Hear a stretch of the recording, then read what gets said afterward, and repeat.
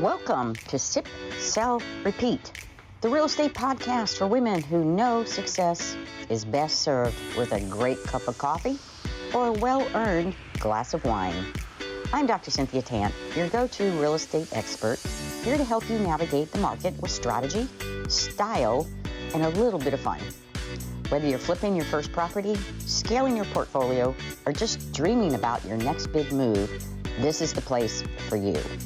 So grab your drink of choice, settle in, and let's sip, sell, and repeat our way to success. Let's get started. Welcome, everyone. Cynthia Tant with Sip, Sell, Repeat. I am so excited to introduce you to Hadas Metzler out of the San Diego region. And I'm going to tell you a little bit about her, and then she's going to tell about herself, and then we're just going to figure out what we do with this real estate business that we're involved in totally different markets, first off. And it's going to be a lot of fun. So my understanding that you are with Coastal Premier Properties, is that correct? That's right. Okay. And we talked a little bit earlier and that you got started investing in real estate and you had a design business. Oh my gosh, I have no eye for design at all. Now you moved from New York over to the California area and residential real estate. You're a certified interior designer. And we talked about you working with developers and helping with that design option. And so now being over in San Diego, tell us a little bit about that transition and how you got there and what's real estate to you these days? Well, that transition entailed another pretty big transition of 10 years actually on Maui and Hawaii. Oh, So, awesome. yeah. So I started my my interior design real estate business in New York. I was not an agent representing others, but I was very involved with the developers and I always sat with the real estate agents. When I started a project, it was a hole in the ground and the agents were very involved. That's how it works in New York, these big multi-unit buildings, and they have a vision and who the avatar client is and what we should go for in terms of design. So very involved and a lot of agents just, I worked throughout my career with the agents. And then New York got a little cold and a little hardcore. So we were thinking about what our next chapter is, and we wanted a lifestyle change. So we went to the sun and Awesome. surf and lifestyle, and then COVID came, and you realize you're on an island, and the only way out is through a boat because there were no flights. So that got a little bit. Gosh, that's right. Yeah. Yep, island fever on steroids. Like I am stuck on this island, on this piece of rock. It's great here. COVID was very easy on Maui. My daughters had school throughout the process, but it got a little bit congested. Yeah. So we looked for another place, and my husband didn't want to leave, so he was like, "Okay, well, the first stop on the mainland is San Diego. Let's just go there." That was the decision. That was a great decision, I guess. Yeah, as close as possible. To the sun. I mean, it's different than obviously. I was just in Hawaii a couple of months ago, but just in Oh, Waikiki. nice. Yeah, just in Oh, Waikiki. that's great. Yeah. But Waikiki is very urban. Maui is very, I mean, it's kind of a balance, but I miss that civilization. And one of the main reasons that drew me to real estate is I wanted to have that opportunity to have a conversation with people. In interior design, it's kind of same clients, same suppliers, same conversation. And in real estate, it's just so interesting. I meet people from different walks of life and different stories, and I'm just fascinated. Well, it's a profession where you don't know what's going to happen from one day to the next. You True. think you've got it figured out, and then somebody throws you a curveball. Even though I've been in it for over 30 years, it's just like, and I went 30 years, but you learn something new all the time. That's why Every day. Yeah. Well, let me ask you a question. Do you specifically work with buyers or sellers, or are you on a team? Are you solo? How's your business right now over there in San Diego? So I am on a team. Okay. It's a wonderful team. I'm on a team with my lead agent is Amy Green, and she's been doing this almost as long as you, but not as long as she's a wonderful mentor and a great Yes. friend. And then we have a few others on our team, and we are a Zillow Flex team. So we work a Okay. lot with Zillow, and Zillow's been great to us. So Coastal Premier Properties is the brokerage, and Amy Green, actually, that I'm on her team, she owns it. That's it. But, um, but yeah, I'm on her personal team and it's just been great. I love talking with women also who the brokers are women, so that because when you look out there, it's getting better, but it's always been pretty male dominated from the business standpoint. And I love it to be because I am the broker also in Mhm. property management and everything. So I love seeing that, what we run different, I believe we run different brokerages from the standpoint of how we manage people. And so since, is this your first brokerage? It's my first, and Okay. it's very interesting that you mentioned the gender specific because I come from a profession that's very Okay. female dominated. Mhm. Um, there are, I mean, maybe more and more males, but mainly interior designers are, for some reason, females. And sitting around a table with Yes. only men because most developers Or are only men. men. Most Yeah. engineers, structural, Yep. mechanical, and electrical are men. And a lot of the architects, maybe 50-50, but for some reason, a lot of them are men. So I used to be the only female in the room and entering real estate. It's 50-50. There are as many agents that are women and men, and it's great. And women are rising to more and more key positions in business. And it's just beautiful. My daughter actually started at SDSU this year. She's studying business and it's lovely. Oh, that's great. Yeah. I think there's more opportunities now too, because I think that the idea of a realtor, they kept saying NAR, oh, the average age is a 55-year-old woman who's a realtor. Like, when does that change? Um, they still come out with the same statistics. But now, and I don't know if you're seeing that in California too, but I do see it in a smaller community where realtors are coming in at a younger age, I and they're agree. I agree. treating it as a business. They're not treating it as a profession, and they're Of understanding course. entrepreneurship, Yep. salesmanship, leadership. I think, most of the perception in the past is like, you guys make all this money in real estate, and what do you do? And it's like, are you kidding me? It's Yep. Yep. I totally agree. so. What kind of trends are you noticing in your area of San Diego now, as far as the market is concerned, and fluctuations? Whether it's up and down or back and forth, or what are you seeing over there in that area right now? Well, San Diego has historically been a very strong market. It's very attractive to a lot of different people.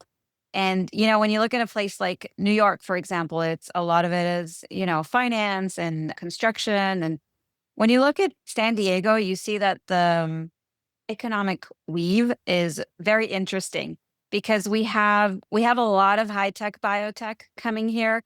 We have major universities like SDSU and UCSD, and a lot of staff that are moving around, and parents that are investing for themselves to be closer to their kids. And we have also a big military base here, Military. Yeah. actually three bases: Miramar, Coronado, and Camp Pendleton, and also a lot of agriculture. So it's been pretty balanced and pretty consistent.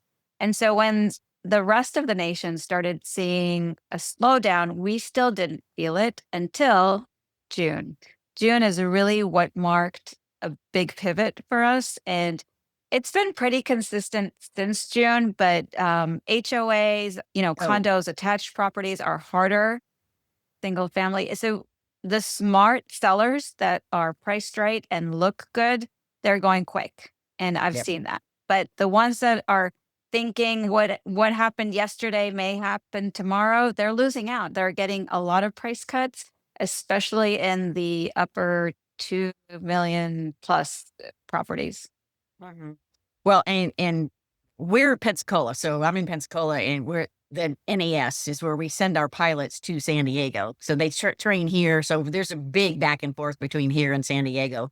The military is a huge component for us too. It's kind of Mhm. sticker shock when they leave here to go to San Diego or come from San Diego over here as far as buying a home or even renting. Yeah. But we do a lot of back and forth. So I definitely understand the military transition. Yeah. And have you worked with a lot of military folks? Well, there are a lot of VA here. In terms of Yeah. being a buyer, it's not any different than being a first-time home buyer that's conventional or FHA. But what I do see with the military is that because the military pays pretty well for the housing Yeah. They're allowance, VAC. Yeah. it attracts a lot of investors. So if you look at an investment around the military base, your return on investment is going to be better. So actually here in San Diego in 2024, one of 4 transactions were an investor. Really?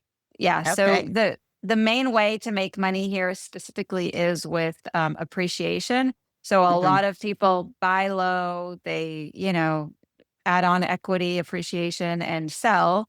But also for cash flow investments, like the return on investment and the cap rates are much higher when you look at like a Camp Pendleton area. So that's where I see the military affecting the real Effective. estate. Yeah. Mhm. And retirees. I know we have a lot of retirees that come back because they enjoyed where they were at the training in Pensacola or San Diego, coming back to, I don't know if you see that, but I know we see that a lot here.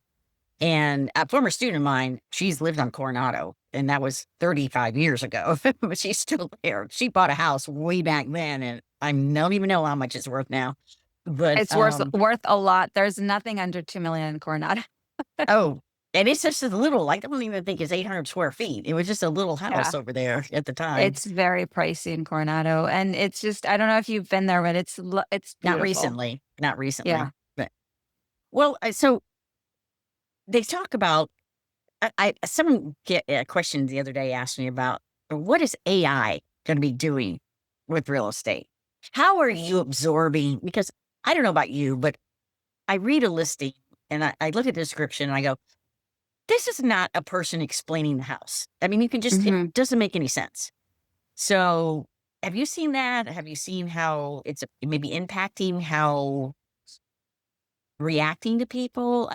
I'm just trying to get a feel for it with different people in different parts of the country.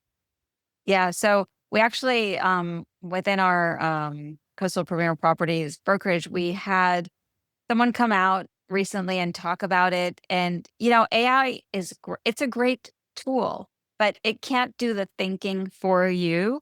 You need to initiate an edit. So I use it for listing descriptions, of course, but I can't just take it as is and, schlep it on the listing. You need to edit. You need to give it very specific guidance and the tone of voice.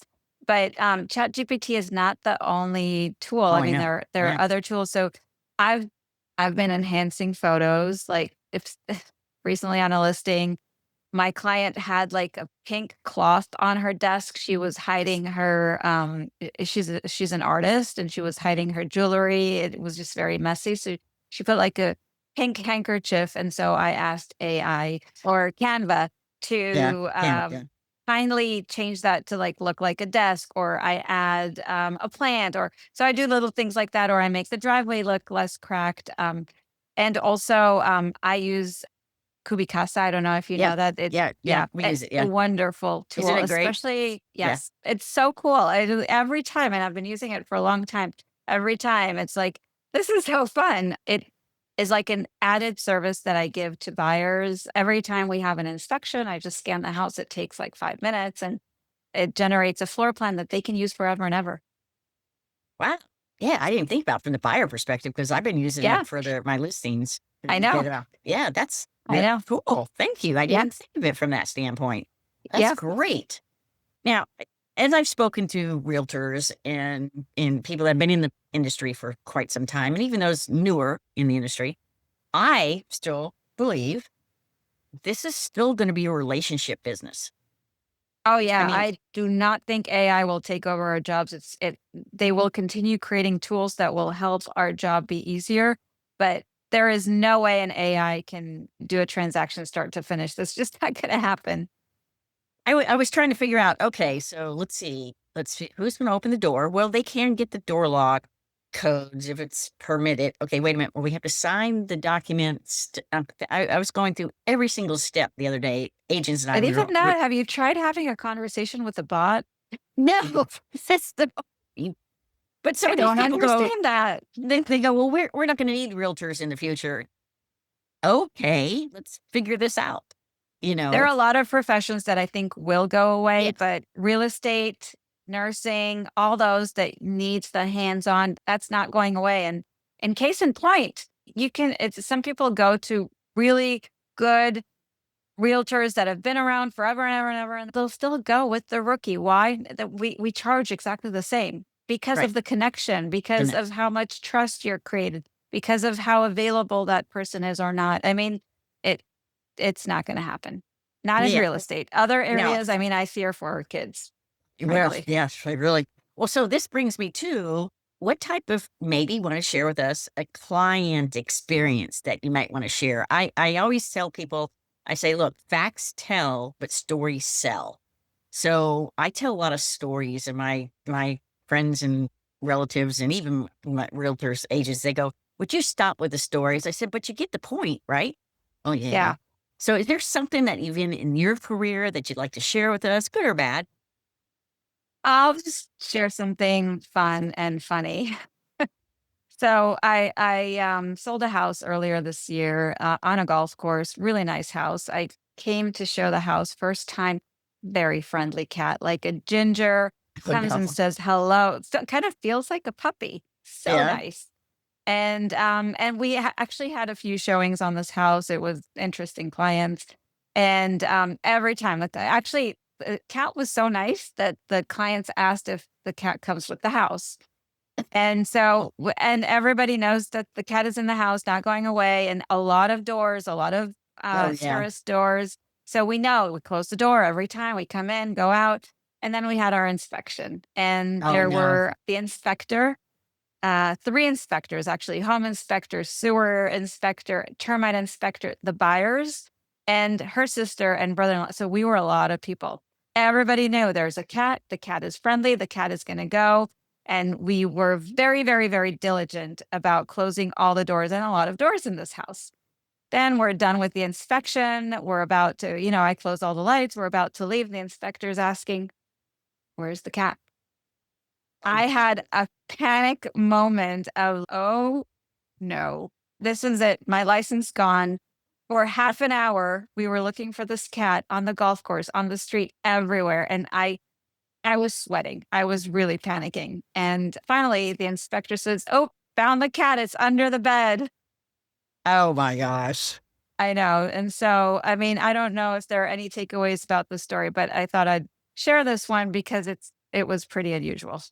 Yeah. Talking about a cat, I had an experience, not a good experience, it was an eviction because I do have property management. And the people were hoarders, which even made it worse. And by the time we got the people out, we had to call the sheriff because they wouldn't leave. I mean, it was really a bad situation. So we finally get them out. We get everything out. And the young gal comes, my cat's missing. Where's my cat? My cat's in the house. I said, well, okay, we'll go look for your cat, but you can't come back in here. And so we went look everywhere for this cat. And then I said, okay, you come see if you can find your cat. So I'm thinking the same thing because they were moving in and out, and so many people were in and around. So she couldn't find the cat. I go, oh, great. So the next 3 or 4 days, we put food out and everything because we didn't know if the cat was there or not. Oh, a few Cat food. days. Wow. It was a That's few stressful. days. At least we put food and water because it was a hoarder situation. So we finally were able to find the cat. It was in a cabinet that had been shut in. And it was three Oh, days, and that poor cat had survived because it oh, couldn't get out of the oh, cabinet. But cats are yeah, so survivors. yeah, and I'm allergic to cats, and I'm looking all over this place for this, you know. But yeah, so pets are a thing we have to deal with, obviously. That's what I was going to say. If there's any takeaway is if I were to ever represent a seller with pets, I would just tell them, like, listen, Got it's it. too much at stake to give another person the That responsibility. responsibility. Yeah. Oh, I know. I have a couple right now with dogs, and I say they've got to go in a kennel or they got to go with you. We're not going to have them in here, and they've Yeah. been pretty good at that because the long guy left the gate open and the two dogs went running down the street and go, oh my gosh, so we're chasing after the dogs. But yeah, I I had know a seller with 3 dogs and a parrot. And every time there was a showing, had to take all of the and hang out with the parrot. Oh my God, really? Yeah, with the parrot. But I'm not taking any chances. You take your parrot. I don't know what's happening in the house when I'm not there and nobody's there. Yeah. And And it's a responsibility that you don't want to first. If you're going into somebody else, it's not your listing, you're going into somebody else's house. And now you've got this yeah, responsibility I understand that yeah. too. The, Or you got to be there as the agent, as the the listing agent, agent. Yeah. as listening agent, make sure it doesn't Yeah. happen. Yeah. Leading to this, is there an embarrassing moment or anything like that ever happened in your real estate career? Oh my gosh, there was one. So I have this listing. I had a listing and I know the house very well, right? I listed it.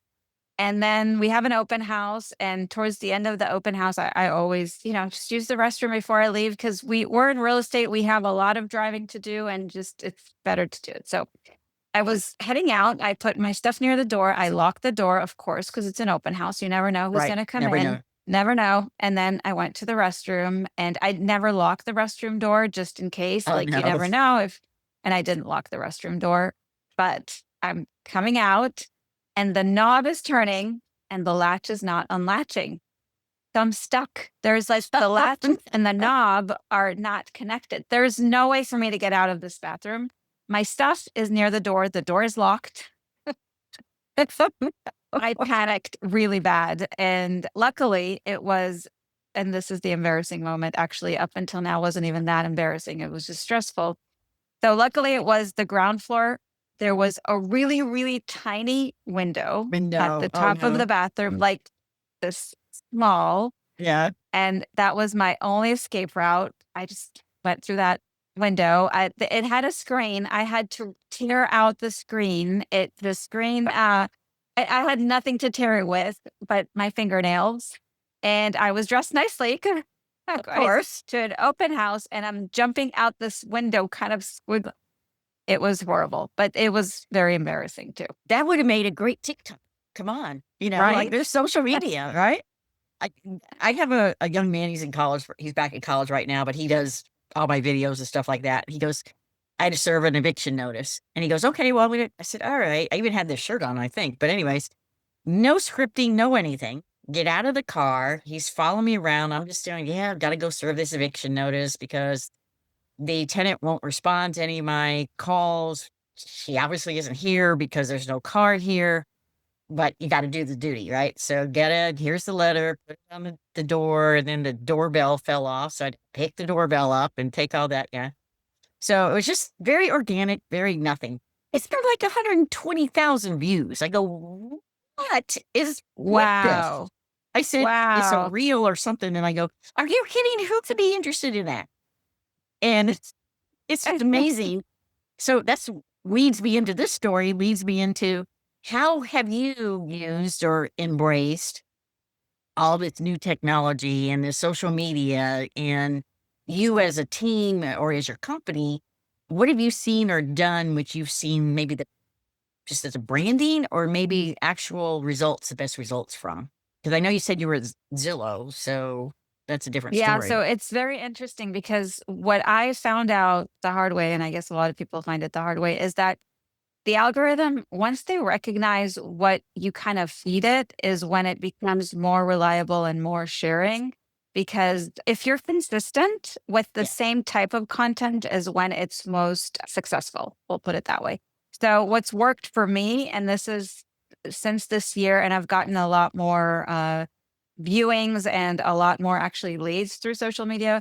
So, and this is just what's working for me is when I go on a showing, I take a very short video, maybe 30 seconds at most.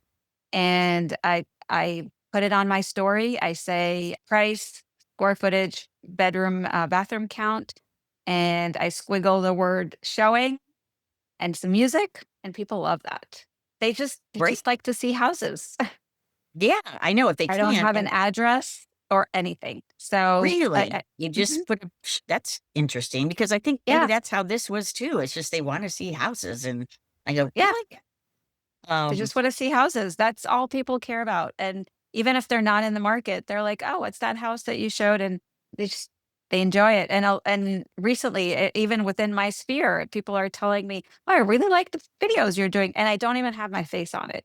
I used to invest a lot of effort into the script and the right, teleprompter right. and the equipment, and people saw it. But this is just easy, and I figured for myself I will be more consistent if it's just easy. It's part of my day. I take a Yes. video and move on. In the consistency, I've learned that that's where this young man, I said, I'll just shoot videos. You do all the rest of it, Yeah. and Yeah. just little snippets here. He just on his phone, he just puts like 2 or 3 things out. I go, how do you do Yeah. that fast? I know. I You know. know. But so from a brokerage, do you guys have like a social media platform you prefer, or is it just individual agents? How do you do that from a brokerage standpoint or from a team standpoint? The brokerage, so that was my personal. The Hmm. team, we don't really have an account, and the brokerage does have like I just do Instagram, and the brokerage does as well, and Facebook because they're kind of like easy because they Right, share each other. right. I TikTok, there's so much noise. It's so hard getting through all that Yeah. noise. I tried for a bit, it's just too much. And I don't know, LinkedIn is more for corporate, I see, Mhm. but I don't know. I was told to focus on 2 platforms that work for me. Those are the 2. And, the brokerage lets us as broker or as agents upload whatever. It's a first come, first serve, and who's doing the brokerage's, social media is also doing Amy Grains, my team lead, so it's easy to communicate and With them. send her, and she's doing my newsletters too, so it's easy to send her stuff and just say, "Hey, do you wanna put this up?" Here we go. Yeah. Yeah. Well, that brings me to how can any of the ladies that are listening, how can they get in touch with you through Instagram or something? What's a really good resource for them to get in touch with you on? Instagram is probably the best. It's just my Okay. name, It's your Hadas name. Metzler. Yeah. Okay. And so that's the easiest. It seems like that's where everyone is going to is Yeah. Instagram. Easy Yeah. to do and get in there and get it done and Yeah. look at it. Okay. Another question that's come up and that I think that you have a pretty good answer to is what do you feel people misunderstand about us as realtors or investors, or what are some of the things that you've seen or heard or just want to set the record straight? Yeah. So this may be a semi client story, semi what I want people to understand. So recently I had a client approach me and say, I don't understand this commission. Why do I have to pay all this money? But he was a buyer. He's putting an offer on a house and he's kind of short and he's looking at my commission and saying, why am I paying all this? Why can't I pay just a flat? And the flat fee was probably less than 0.5% at this Oh point. It gosh. was very, very, very low. And he said, I figured the amount of time you put into my family showing and the amount of time that you will put into this transaction, you will be getting about $1,700 an hour. Was it an engineer or an accountant or somebody that you were working with? Something like Okay. that. And All right. he All right. said, my wife, she's a very high executive in the corporate world and she makes XYZ. She does not make $1,700 an hour. So I told him, listen, I don't make an hourly rate. I have listings that I paid money for marketing, a lot of money. And I spent hours doing open houses. And after 2 months on the market, and this is since June when HOAs became harder, Oh, the seller said, listen, I can't carry a mortgage and be on the market. I'm going to have to rent out. I'm sorry. I gave it all my best, but it's been 2 months and I just can't. And I never sold it. I have buyers that I spend hours with and drive hours to show showings. Never turned into a transaction. By the way, this buyer that also calculated my hourly rate never transacted either, or yet. Maybe they still will. But it's just interesting that people see our value as like the momentary hourly service that we're giving them. And people don't understand that commission-based services are calculated differently because more opportunities than not don't end up transacting. You meet a lot more people, you place a lot more offers than end up being a transaction. And that's just how it is. So that's first aspect of it is like, it's not the amount of time that I just spent with this one person. And then the second aspect of it is when let's say, 2.5% on $1 million house, okay, $25,000. That, if you're on a team, if you're not a broker, you're getting, and if you're on Zillow, and that's how I met you, I'm getting a fraction of a fraction of a fraction of a fraction. I am not going rich with any one of these commission checks. And people don't understand that at the end of the day, I mean, yes, there are celebrity realtors and ones that are on, selling Sunset and selling New York and selling this, selling that. Maybe they're making a lot of money, but most agents are just making an average salary. It's nothing out of the ordinary. We don't become wealthy just from that one transaction. From that just we need transaction. volume. Yeah. Well, and then what brings me up to is what has been your quickest transaction from the time, maybe from the time you went to the listing appointment and got an offer. Do you have a time frame, anything that was really quick that stood out to you at all? Or quick listing, I don't know what that is. yes, because you meet with the people and then, you send the listing agreement and you go and you photograph and all this and all that. I have had a listing that sold on the first day that we went to the market, that first hour. Actually, the people that ended up buying it were standing outside the door and waiting for the sellers to leave, and they ended up buying it. But there was a lot of things that happened before that one day on the market. Buyers, on the other hand, have had quick. Yeah, well, no, I had a listing where literally they just called, they found me online. I didn't know them.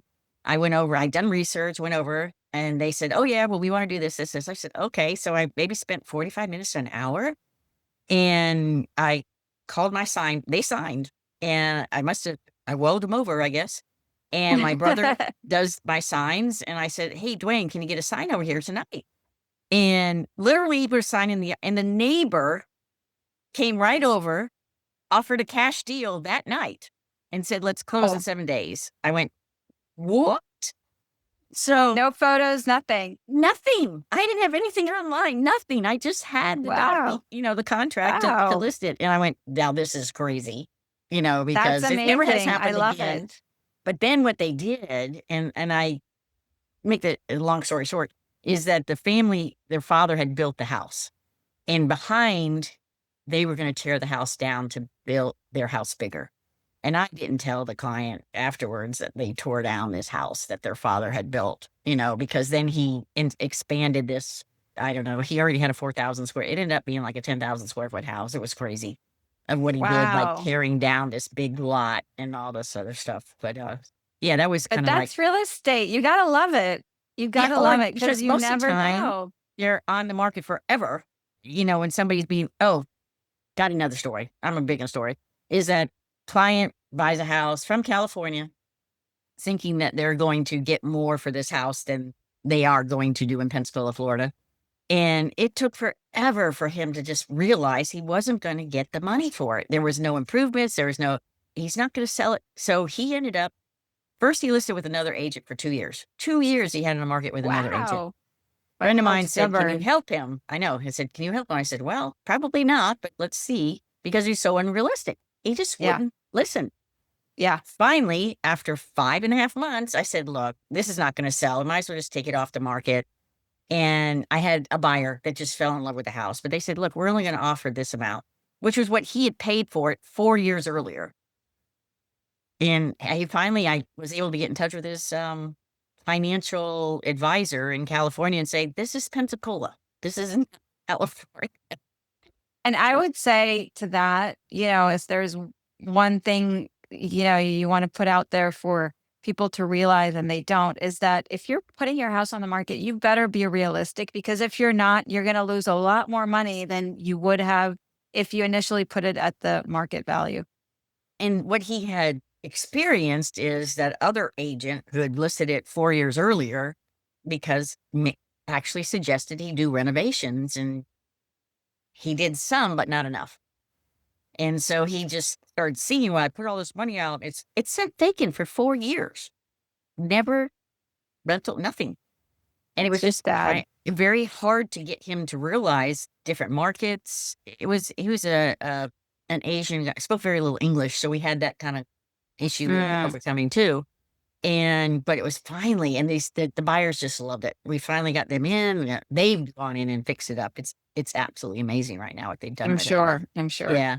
So now you got started investing also early, didn't you? Yeah. So Yeah. share with us a little bit about investing, because that's how I got started in real estate, was investing. So share about how you got started with doing that, maybe with the ladies who are listening that may want to get to an investing mode too. Yeah. So you mentioned ladies, but it was my husband and I. So it wasn't just me. Yeah, no, We were partners. Yeah. very, very young. Yeah. And we did some not great investing, and that's part of the business. I mean, we invested in Philadelphia in like really ghetto neighborhood. Oh, wow. Okay. Yeah, but we sold it, made some money, and moved on to better and better. But it's trial and error, and you can't overanalyze your first investment, and you just got to do it, because there's very little chance that the first one will be a good one. You just got to get your feet wet and then move on to the next one. Yeah, I've been very fortunate, because when my brother and I started investing, we stumbled upon, was introduced to a realtor who was an investor, very successful in the area, and she just showed us basically she said, I don't want to buy this property right now, but you need to buy it. We said, okay. Don't buy 10 properties in 3 months. Don't ever do that. And that's kind of what we got into, and then started to rehab it and renovate it. But both of us, he was in DC, I was a professor, so we had good jobs. And back then you could get a lot more houses from the bank. Oh, that did very well with it. But we had that mentor, that leader, that she said, nope, you need to do this, you need to do this. Okay, we'll follow, do whatever you say. I think that's fortunate. Yeah, it was very fortunate for us. And then getting into property management, because then we started, my mom retired and came to Pensacola and started managing our properties for us, and learning all about that, getting the Airbnb business and stuff like that too. So I found, and as a realtor, is that's a niche market too, is finding investors for your properties and then being able to manage them and let them know, no, that's not going to be a good short-term rental. Let's go long-term or something like that. That's definitely a niche, and a lot of people are very interested in that. In San Diego, it's very hard to find cash producing properties. Yeah. Unless you're buying cash. Yeah, unless you're paying cash for it. Yeah. Yeah. And here, our market's very different, and you can still get deals that do have cash flow. And so it's just, well, that's good to know. I'll refer people to you then. Yeah. I mean, that's one of the things about here with referrals is like I think we mentioned earlier that I'm going to go show a beach house. We're looking between the 1 to 1.3 million. It's a beach house. Wow. Not right on the Gulf, but just right back from the Gulf. But it's 4 bedrooms, 3 baths, brings in $200,000 a year in rental property. Wow. And so, yeah. And so people you work with over there go, what? It's a different market. Good to know. Good to know, because people ask me all the time, well, if not here, then where? Oh, definitely referrals here, because I can throw you a performer together, especially because I'm also managed Airbnbs. And because Pensacola, and I think San Diego, maybe not as much, but I know Pensacola is a vacation destination on the beach. So Airbnbs do well? Yes. Yeah. I own That's 7 good to know. personally myself. And Wow. yeah. So that's a great market here. But I Good will to tell know. people, I do tell people, I go, look, no, you cannot have a 3-bedroom, 2-bath in this section of town and think it's going to give you money in an Airbnb. No, it's not. Now, it did during COVID, because Florida was wide open. So we had everybody coming to Florida to have vacation, to get out of the states that they weren't allowed to go do anything. So that was that was interesting time. I know you said you were in Hawaii during that time. So you were on an island, and people were coming to us from all over the country to Florida to get on. No the one beach. came to Hawaii. No one came. There was no way to come. It was actually nice because no one came. Tourists weren't there. There was very little COVID. Oh, no, we had a lot. I'm surprised, Yeah. shocked that my brother, myself, and my mom never got it. I mean, we were so careful Never? with everything. No, none of us Nice. did the whole time. Wow. We got some good genes, though. Got some good genes. I guess that's what it is. I want to thank you again. We've gone on and on. I really appreciate this conversation. That's a wrap on this episode of Sip, Sell, Repeat. If you loved what you heard, don't forget to subscribe, leave a review, and share it with another powerhouse woman in real estate. Got a topic you want me to cover? Send me a message. I'd love to hear from you. Until next time, keep sipping, keep selling, and keep repeating that cycle of success. Cheers to you and your next big deal.